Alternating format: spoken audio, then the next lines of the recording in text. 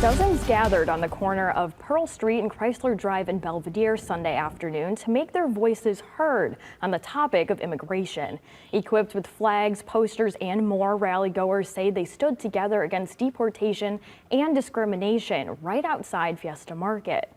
Organizers say the immigrant community deserves support, respect, and protection. Just days ago, President Donald Trump asked for more funding to carry out his immigration plans, including what Trump calls the largest deportation operation in history. Rally-goers in Belvidere say they're not letting this administration drive people from the community.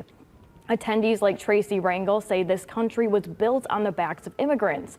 Other attendee Sarah Dady believes President Trump is blaming all the nation's problems on one group of people.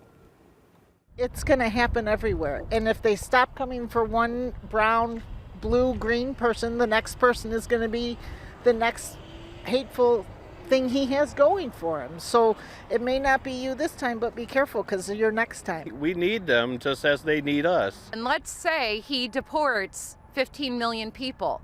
Our nation's problems will still exist. So then what small group of people is he going to blame next?